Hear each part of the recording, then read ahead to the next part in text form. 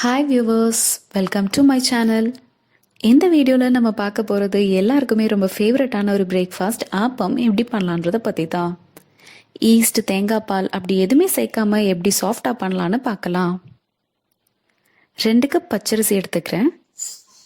அதில் 1/4 கப் உளுந்து, அப்புறம் 1 டேபிள் ஸ்பூன் வெந்தயம் எடுத்துக்கிறேன். இது மூணையும் தண்ணியில் நல்லா வாஷ் பண்ணிவிட்டு ஒரு 2 ஹார்ஸ் சோக் பண்ணி வச்சுருங்க. இப்போ நம்ம சோக் பண்ணி வச்சது நல்லா ஊறிடுச்சு. மிக்ஸி ஜாருக்கு ட்ரான்ஸ்ஃபர் பண்ணி நல்லா அரைச்சிக்க போகிறேன். ஃபர்ஸ்ட் ஒரு ½ ஜாரில் போட்டு அரைச்சாச்சு. அதை ஒரு பாத்திரத்துக்கு ட்ரான்ஸ்ஃபர் பண்ணிக்கிறேன்.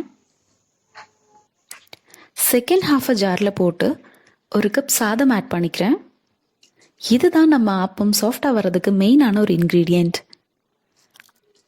அதையும் அரைச்சி பாத்திரத்தில் ஆட் பண்ணியாச்சு.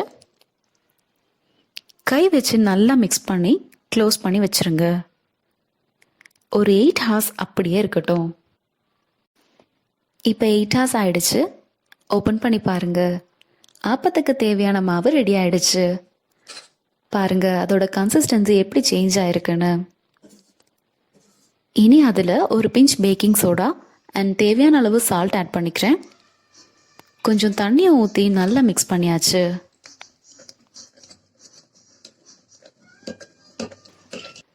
இனி அப்படியே ஆப்பம் சுடுற பேனில் ஊற்றிக்கிறேன்.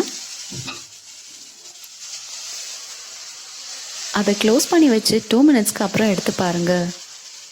நல்ல சூப்பரான soft and colourful appam ready ஆயிருக்கும். இதை உங்கள் ஃபேவரட்டான சைட் டிஷ் கூட வச்சு சாப்பிடுங்க. ரொம்பவே நல்லாயிருக்கும்.